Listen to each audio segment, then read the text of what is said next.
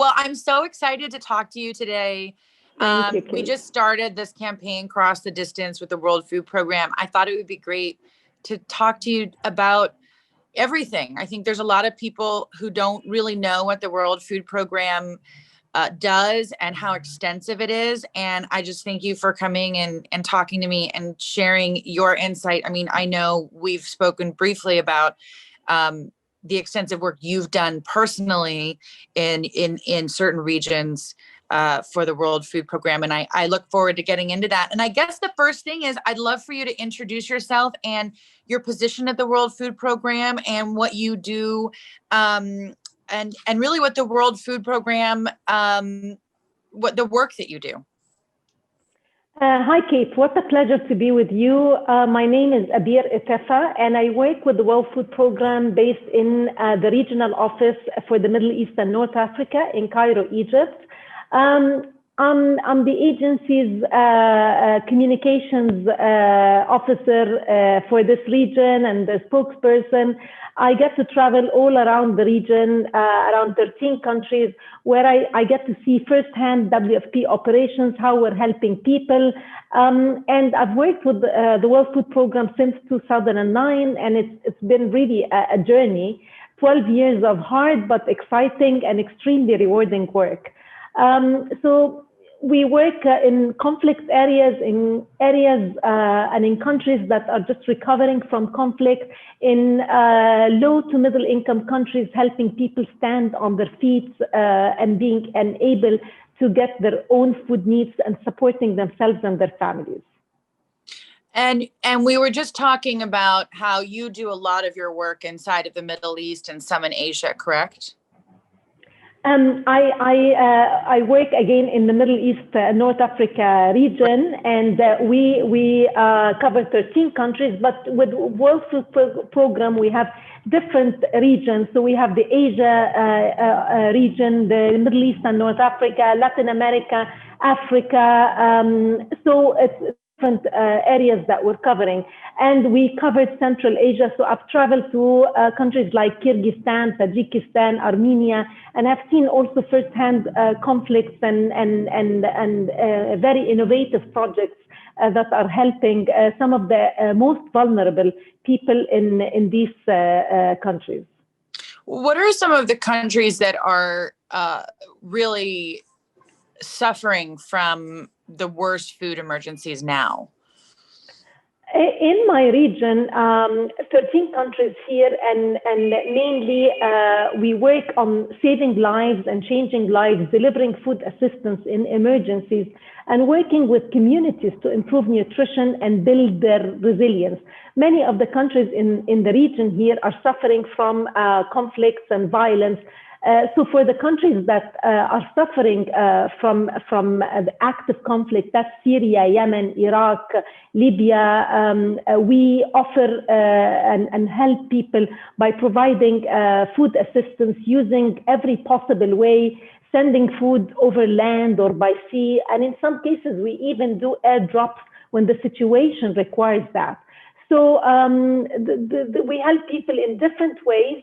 And in some of the stable, relatively stable countries, we even give them food vouchers and are able to provide families with ways to go to the supermarkets and get normalcy to their lives, and they get to choose fresh fruits and vegetables and dairy products to feed their family. So different ways to help people depending on the circumstances. And that's the beauty of the World Food Program, because we don't have one size fits all. We work with the local communities, we look at the situation and we see the context, and we try to get the best out of the money that we fundraise for those people, especially the most vulnerable and the hungry people around the world. We were talking about how many people there is earlier, 690 million people who are hungry. And we at the World Food Program, we get to reach about 100 million of those. So it just goes to show that this is a crisis. I wonder how the pandemic has affected this, and if we're going to be looking at even more people suffering? Kate, there are 690 million people who are hungry in the world right now. That's 10% of the world's population. And with the situation of the pandemic and COVID-19, it has pushed more people into hunger because of the fragility of some of the communities with economies that are, poor economies. So we've seen increased number of people suffering from food insecurity and hunger. For the World Food Program, we were helping 100 million people every year, and we have to increase this number to over 130 million and to even reach 270 million people. And listen, we can't help the whole world in terms of the numbers of hungry people. We have to focus always on the most vulnerable, those people who will die if they do not get the food assistance. We have to make priorities. Sometimes have to. You were talking about how when you went and sort of experienced it for the first time, I think that when something as traumatizing as one day being with a child and the next day being told that that child has passed away, maybe you can speak to how that kind of changed your life and what that did for you and how it sort of propels your work. Traveling from one country to the other and seeing the most vulnerable people, the poorest of the poor, the hungry people have all made me rethink my life. I've learned many things. First of all, there are many things that we take for granted. The food that's on the table, the roof on our heads. I used to take this for granted. And seeing children dying in the hospitals because their mothers could not feed them, or because they could not be given the proper foods at the right time, was heartbreaking. In Yemen, I used to go with my colleagues to hospitals and sit with families and listen to their stories and understand what they are going through, and take the names of the children, filming them. But the next morning we would get a call from the hospital telling us the child that we were speaking to their family and filmed yesterday, the night before, have just passed away. It's really heartbreaking as a mother to be seeing actually that in this time and in the 21st century, we see children dying because of hunger. So we have sometimes to make hard choices when we don't have enough funds. We have to, to decide who will get the assistance and who will not. And usually it's the most vulnerable and the people who will die without this food assistance. I know that you've been in Syria as well. It's funny, for those of us in America, we're very far away. And I think that it feels almost like dreamlike when you hear that these things are actually going on. It's like a, how is that possible in 2020 that we're still faced with these terrible wars and situations like Syria, like Yemen. Yet you are there, you are on the ground, you have been there. I would love for you to kind of share your experience in Syria, what that's like, because I know that in order to get there, you have to get into sort of, into like hot spots that are quite dangerous. What does that feel like as sort of an outsider being able to sort of come into the country and, have life-saving food for these families, but give us a little bit of what that's like. Kate, over the last 10 years, I have experienced many conflicts in the region, from standing on the Libyan-Tunisian border for 3 weeks to traveling to Syria, to Yemen, to Iraq. But the situation in Syria is one also of the most complex and the most dangerous places.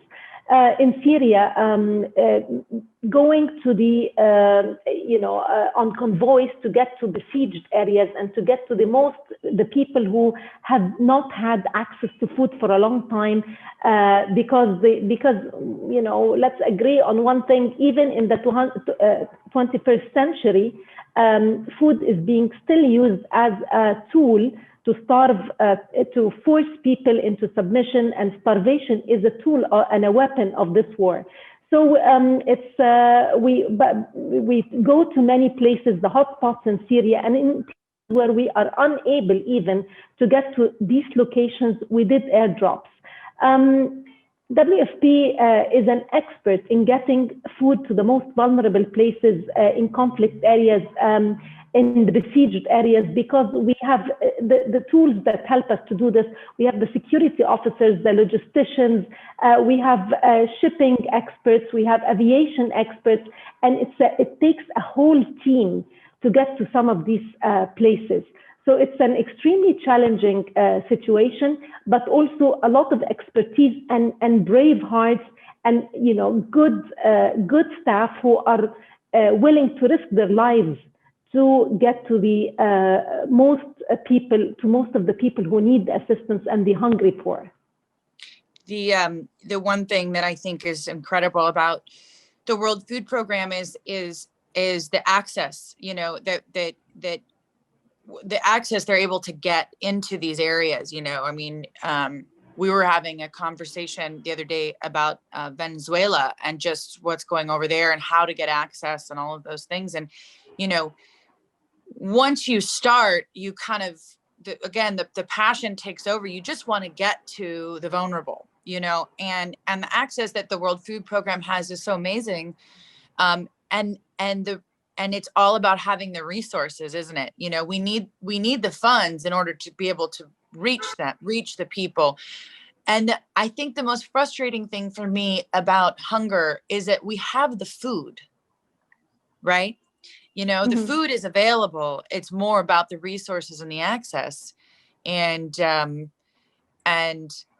so, everything that we do, when we're talking about raising money, we're talking about trying to it's all about how we're able to get to these faraway places and bring them the things that they need.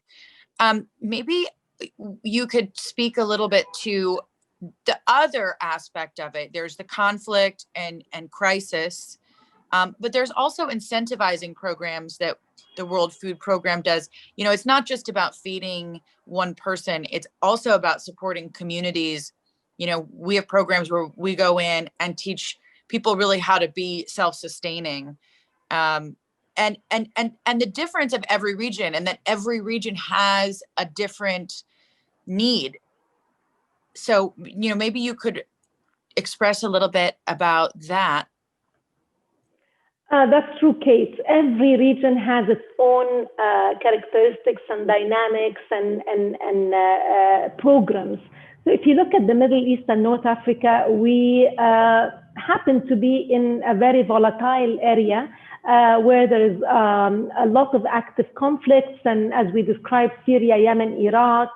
And this actually what makes WFP such a wonderful organization to work for, and the reason why we were awarded the 220 Nobel Peace Prize. We aren't afraid to face conflicts head on and doing whatever it takes to reach vulnerable families. But in other places, where the situation is relatively stable, but there are high rates of poverty and food insecurity, we work to help these communities build their lives and build livelihoods by in different ways, like helping small farmers improve their productivity, deal with the climate change shocks, by school feeding projects, which is one of the closest WFP projects to my heart. We help children stay in school, improve nutrition. We offer incentives to families to keep the children in school, and especially the ones that are more likely to drop out, like girls, for example.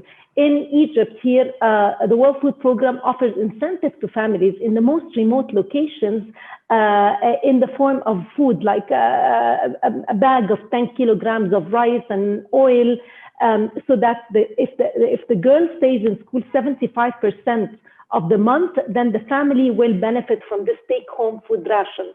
In regions like Asia, where it's more prone to climate change and natural disasters, the kind of work that WFP does there differ from the conflict areas. Africa is a mix in between Asia and the Middle East. In Latin America, we do a lot of development projects to help people and to help governments eradicate hunger and reduce food insecurity and malnutrition.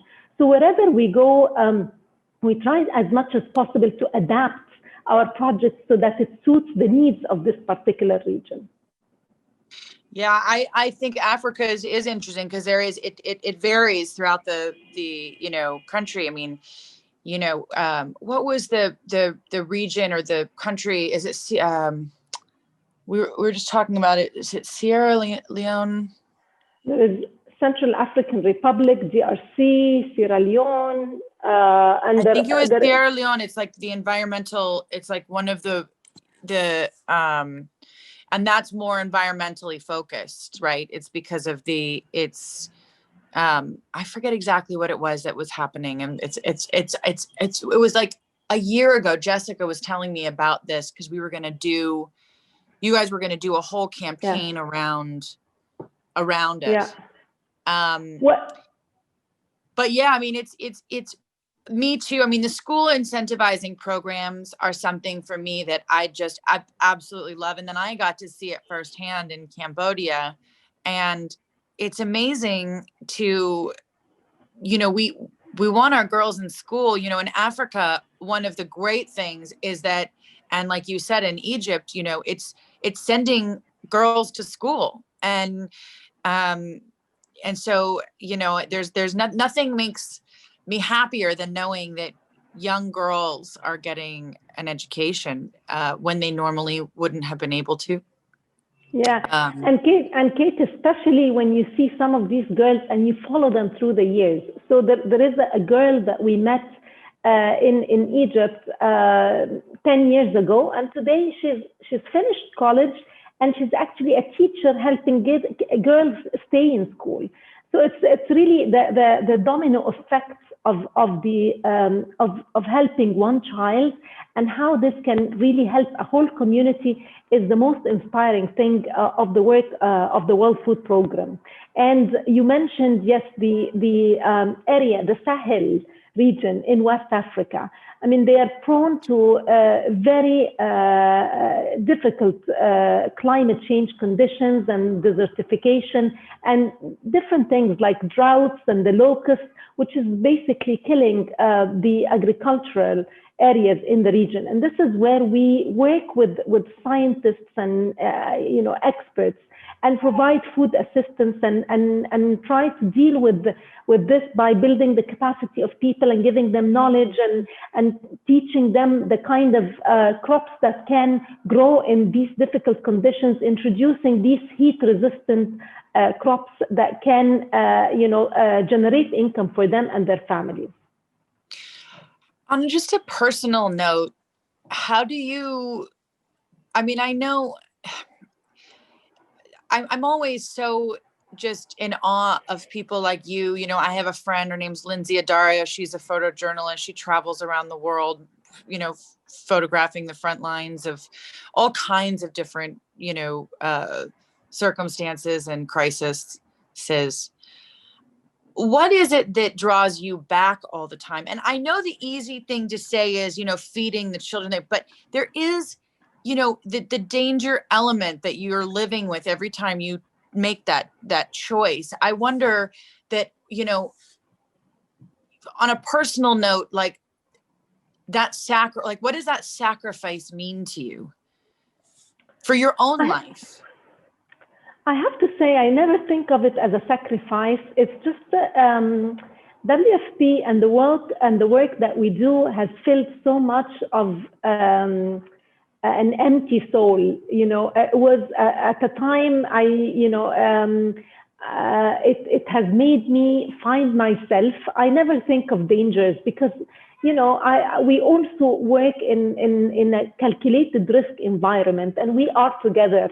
and I feel very safe with my colleagues and in the company of my friends and colleagues at the World Food Program. They are family to me, and also we are empowered by the strength and the mandate of the World Food Program, which is zero hunger, and people appreciate us, and the people that we are helping, are always there and supporting us.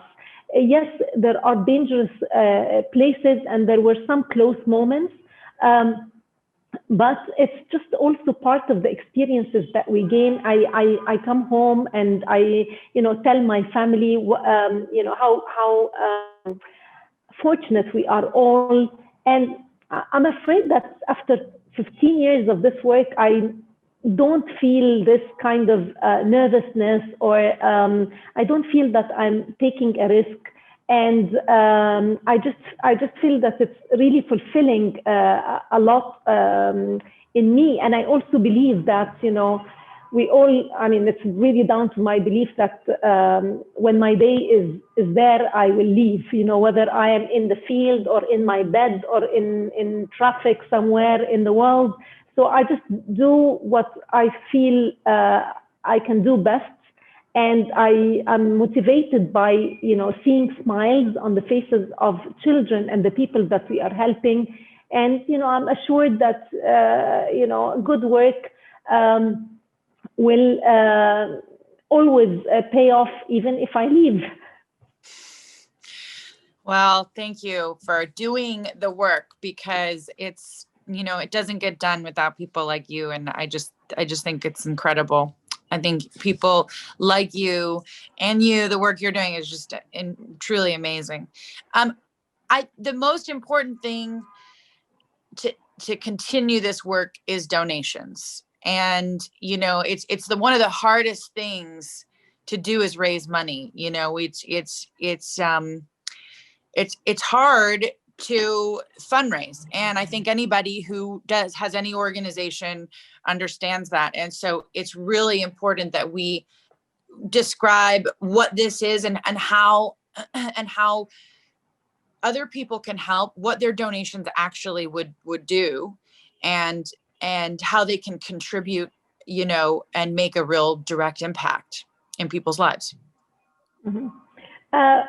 Seeing the impact that our work has made is so powerful. And Kate, thank you.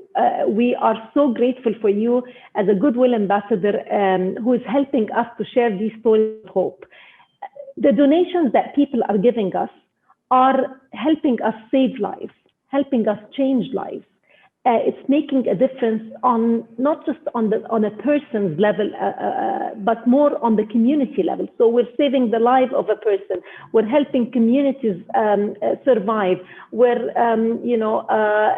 changing the lives of people, and we can't do it without people's support. We're very close to and closer to ending hunger than we think. So the support that everyone is giving to the World Food Program will be able to bring food to the most vulnerable families around the world. So I can't say enough of how much efficiency we do this job and how much each penny counts in saving lives and in changing the lives of people. Thank you so much for joining me. I think this is going to be really powerful for so many people, and hopefully they'll join us and contribute and look more into it. I always say to everyone out there that's listening, like, just check it out. Go on the website, look and start to get, lost a little bit in the World Food Program world, because it's really inspiring, and I hope you join us, everybody out there. And thank you, Abeer, for where are you right now, by the way? I'm in Cairo, Egypt. Oh, you're in Cairo. Yeah. Oh, say hi to the pyramids for me. I've never seen them. I will, and waiting for you. Thank you, Kate, for having me, to your fans for staying with us and for their support to the World Food Program.